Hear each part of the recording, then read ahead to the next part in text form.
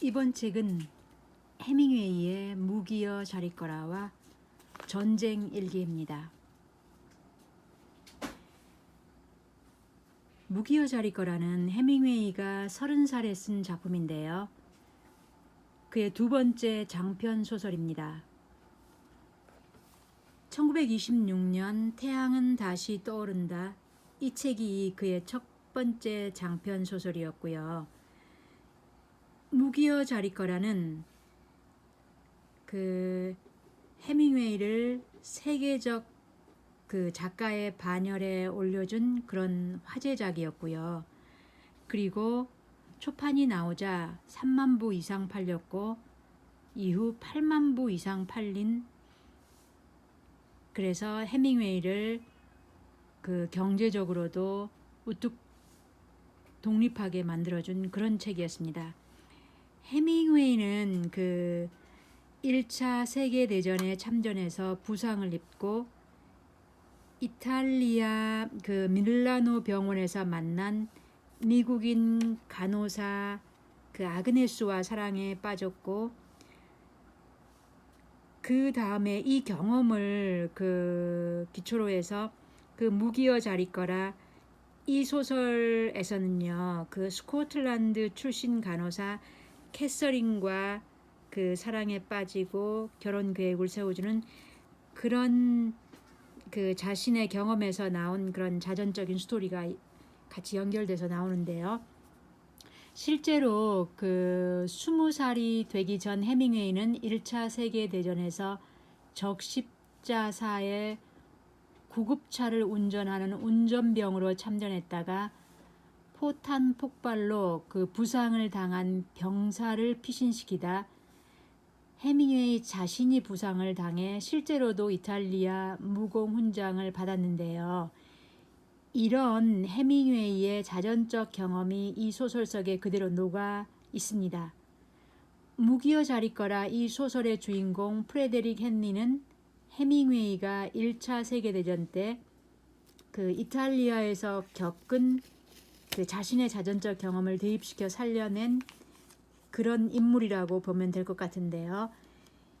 이 앞전에 저는 그 노인과 바다 그리고 누구를 위하여 종은 울리나 두 권을 리뷰한 적이 있는데요. 이번이 그 세 번째로 해밍웨이의 책을 다루고 있는데요. 저는 해밍웨이의 문체가 힘이 있고 스피드한 느낌이 그런 느낌이 좋고요. 그 다음에 잘 읽어질 때가 많았는데요. 이번 그 책은 반면에 그 비극적인 강렬한 문체가 아주 폭발한 것 같은 그런 느낌을 받았고요. 그리고 이 소설 내내 시종일관 비가 내리고 그 다음에 계속 안개가 끼고 그리고 시야를 가늠할 수가 없는 그런 장면들이 계속 이어져 나옵니다. 그 도피할 수 없는 그 시간이 발목을 잡고 있어서 벗어나지 못하는 이 전쟁의 비극이 적군과 우군 모두를 집어삼키고 있는 그런 상황이 쭉 이어짐을 볼 수 있고요. 그리고 그 병사들의 대화 속에서 전쟁을 그 비판하는 대화가 끝도 없이 이어짐을 그 상징을 통해 계속 이어지고요. 그리고 계속 지긋지긋한 전쟁을 말합니다. 그 반전소설 같은 느낌을 많이 받게 되죠. 그러면서도요, 그 전쟁과 대비되는 그 풍경의 묘사가요, 그 쓸쓸함을 많이 느끼게 해 주었고요. 그 이런 그 쓸쓸한 장면 묘사가 계속 항상 이렇게 오버랩이 돼서 그렇게 이렇게 연결될 때가 참 많았습니다. 그리고 결말이 정말로 비극적이라서 읽고 나서 바로 리뷰를 할 수가 없을 정도였는데요. 시간이 꽤 지나고 그래서 지금 이렇게 리뷰를 하고 있는데요. 그럼 첫 페이지에 한번 그 장면 묘사와 그 다음에 그 전쟁의 첫 번째 그 장면을 한번 그대로 한번 읽어보겠습니다.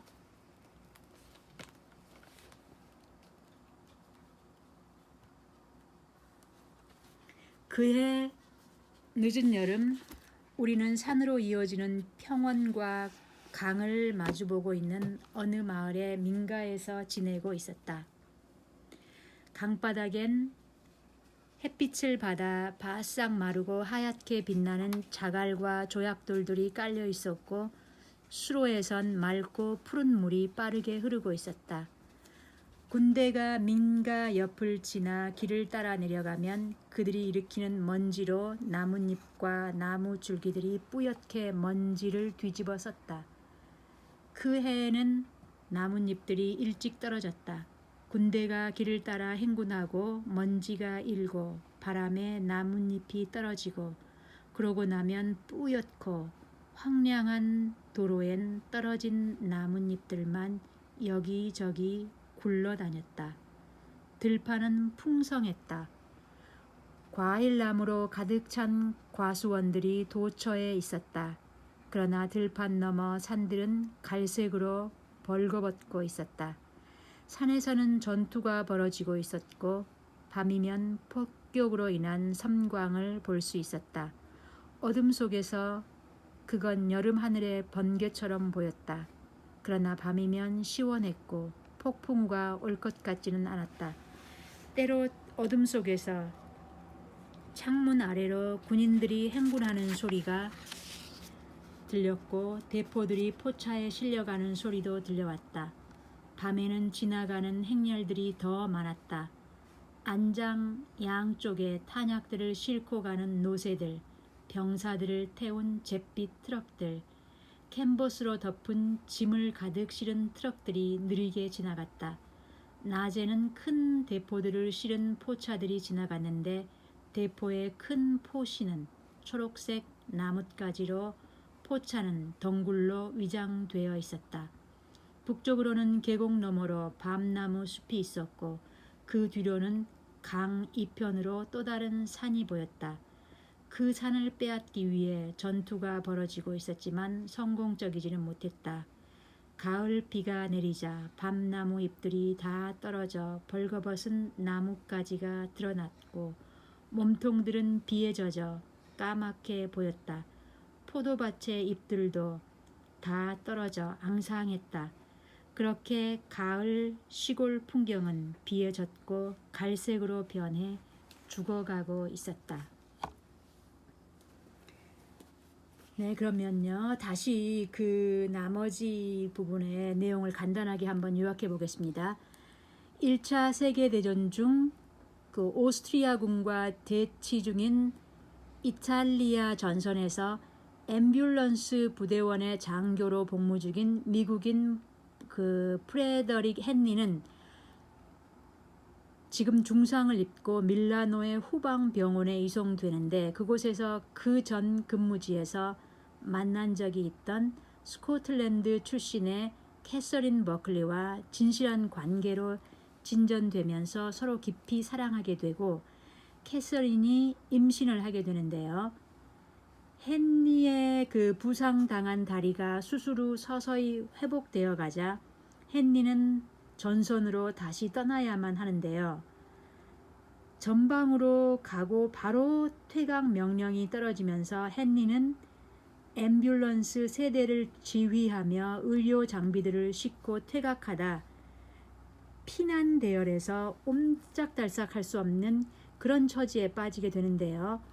왜냐하면 그 퇴각 군인 행렬과 피난 농민들의 마차와 그 모든 것이 뒤죽박죽이 되어 도로가 마비되면서 비까지 계속 내리고요.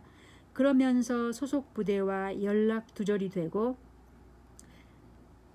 그러다 마침내 계속 이렇게 연락 두절을 시도하지만 결국엔 이 탈영병으로 그 혐의를 받고 그 작전 부대 이탈 장교로 총살당하기 직전 강물에 뛰어들어 그 죽을 고비를 넘기며 헨리는 결국 캐서린과 다시 재회하고요. 호텔 웨이터의 그 도움으로 작은 배를 얻어 밤새 물을 저어서요. 그리고 캐서린과 함께 탈출에 성공해 중립국 스위스로 피신하여 그곳에서 잠시 동안의 천국과도 같은 그런 시간을 보내지만 캐서린이 분만 도중 죽음을 맞고 맙니다. 자, 그러면서 헨리는 다시 비가 내리고 있는 그 이국 땅에서 다시 홀로 남습니다. 자, 이 책의 그 마지막 장면인데요.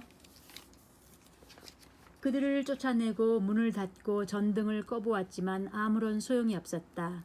조각상에게 작별 인사를 하는 것 같았다. 잠시 후 나는 밖으로 나와 병원을 떠나 빗속을 걸어 호텔로 돌아왔다. 자, 이렇게 책은 끝이 납니다. 이 비극만 가져오는 전쟁이 지금도 계속되고 있는데요. 바로 올해 2022년 3월 25일 러시아의 그 우크라이나 침공이 지금도 끝나지 않고 계속되고 있습니다. 러시아 정부는 우크라이나를 나치즘으로부터 해방시키고 정화하기 위해 침공했다고 주장하는데요. 하루빨리 전쟁이 끝나기를 바라면서요. 끝으로 올가 그레벤니크의 이 전쟁 일기를 한번 보겠습니다.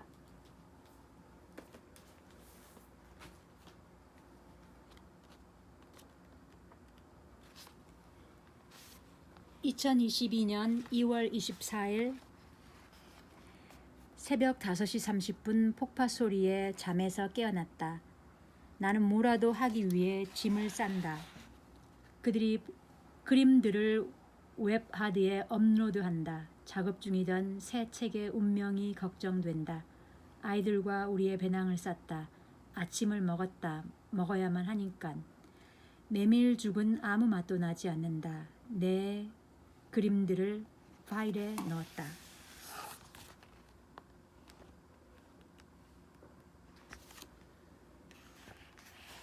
지하의 아이들. 내 아이들은 지하실을 두려워하지 않는다. 여기서 이미 많은 친구들을 사귀었다. 집에서는 투정이 많아진다. 무서우니까 그런다. 딸 베라는 묻는다. 우리 언제 지하실에 내려가? 식료품에 대하여 2022년 2월 28일 식료품을 탐색하러 몇 군데를 둘러보았다. 첫 번째 가게는 문을 닫았고 두 번째 가게 밖 대기줄은 2시간은 기다려야 할 듯하다. 가게 안에 어떤 물건들이 있을지는 아무도 모른다. 가장 먼저 들어간 사람들은 카트를 한가득 채워서 나온다. 그 사람들이 사재기를 해 며칠 후 마트에는 비싸고 불필요한 물건 외에 아무것도 남지 않았다. 물과 음료수 자판기는 텅텅 비어있다. 미사일이 옆집에 떨어졌다. 두려움은 아랫배를 쥐어 짠다. 날이 갈수록 집에서 보내는 시간이 짧아진다. 돈에 대하여 식료품점에서는 현금만 받는다. 은행 시스템에 오류가 있다고 한다. 어쩌면 전자화폐와 금융 붕괴를 두려워하는 것인지도 모른다. 우리는 오랜 시간 문명의 이기에 익숙해져 카드만 사용한 지 오래되었다. 현금은 거의 없다. 돈이 있어도 마땅히 살 수 있는 물건이 없다. 식료품점에는 정말 비싼 스파게티면과 향신료 정도밖에 남지 않았다.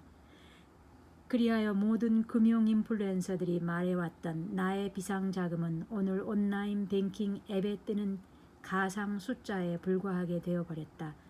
은행 앱의 정보에 따르면 ATM기에서 현금을 뽑을 수 있다고 나오지만 근처의 은행은 문을 닫았다.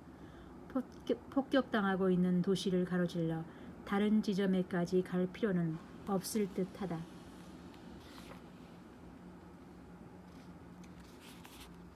매일 밤 11시가 되면 우잉 소리와 함께 전투기들이 날아다니기 시작한다. 마치 활주로에 서 있는 듯 소리는 가깝게 들렸다. 5분 후 어디선가 폭발하는 소리가 들린다. 이건 제비뽑기, 아니 러시안 룰렛이다. 오늘 넌 타깃이 되지 않았어. 이제 내일까지 꼭 살아남아. 공습이 끝날 때까지 나는 잠자리에 들지 않는다.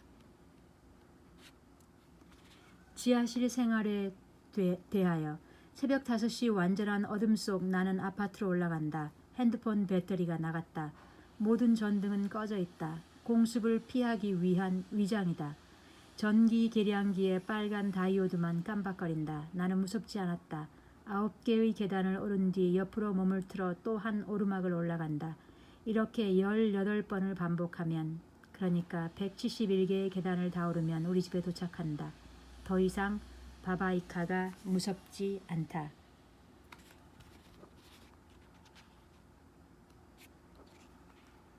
시간은 마치 키셀처럼 늘어진다. 지하 생활 6일 만에 우린 바퀴벌레가 되어버렸다. 아무 소리도 내지 않는다. 폭파 소리에 귀 기울여야 하기 때문이다. 모든 개구멍을 파악하고 있다가 곧장 기어 들어간다. 음식은 가루 한 톨까지 다 먹어 치운다. 나는 폭탄으로부터 도망친다. 전쟁 8일째 밤 이후 나는 도망가기로 결심했다. 누구와 어디로 떠날지도 정하지 않은 채 그냥 핸드폰을 들고 택시를 알아보기 시작했다. 대학 동기들이 도와주었다. 실제로 운영되고 있는 택시 연락처를 주었다. 전화를 걸어보니 택시기사는 나우치카에 있다고 했다. 10분 후 도착 예정입니다. 내 인생 35년을 모두 버리는데 고작 10분밖에 주어지지 않았다.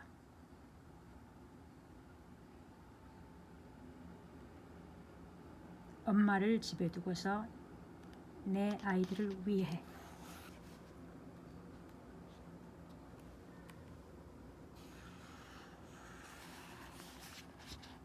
(20분) 후 우리는 기차역에 도착했다.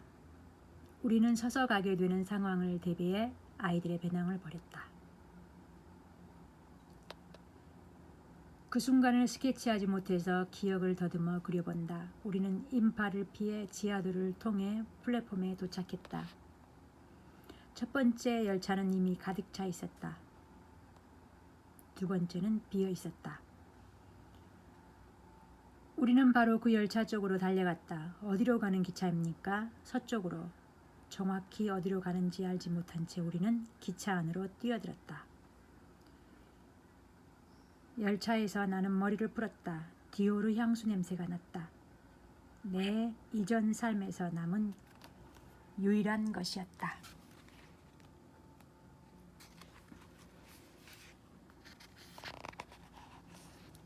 한 엄마가 공책에 무언가를 계속 쓰고 있었다. 살짝 엿보았다. 이름과 전화번호 리스트들이었다.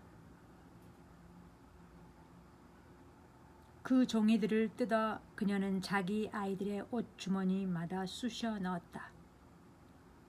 혹시나 헤어지게 될까봐.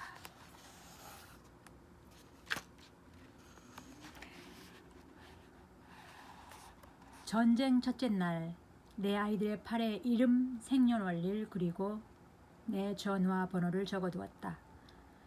아이들뿐만 아니라 내 팔에도 적었다. 혹시나 사망 후 식별을 위해서.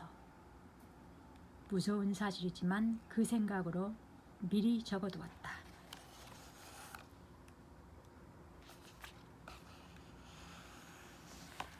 우리가 지옥에서 탈출한 것은 기적이다. 우리가 지나온 후 이르펜 지역에서 철도가 폭발했다.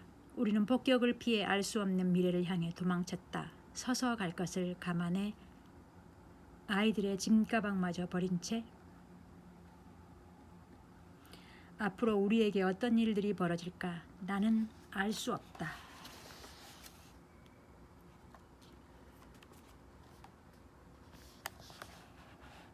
이별의 도시.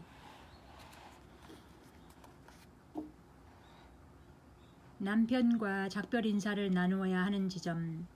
남편은 국경을 넘지 못했다. 남자들은 나라 밖으로 나갈 수 없다. 우리는 마지막 하루를 함께 보내기로 했다. 도시를 걸으며 산책했다. 마지막으로 식당에 갔지만 한 입도 삼킬 수가 없었다. 식당의 어두침침한 분위기는 우리가 파리를 보낸 지하실 분위기 같아서 마음이 무거웠다. 우리는 마지막 사진조차 남기지 못했다. 혹시나 파괴 공작원으로 오인될 수 있어서 사진 촬영을 금지하고 있었다. 그래서 우리의 마지막 산책은 그림으로만, 그리고 내 머릿속에서만 간직하고 있다. 도시는 텅 비어 있었다.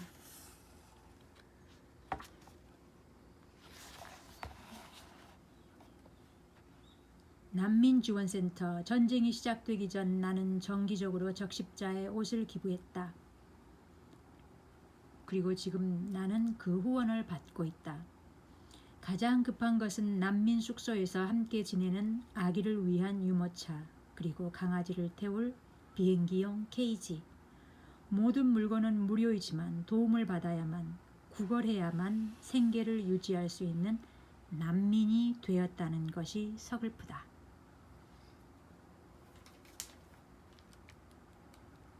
다시 한번 전쟁이 하루빨리 끝나기를 바람해 봅니다. 끝까지 들어주셔서 고맙습니다.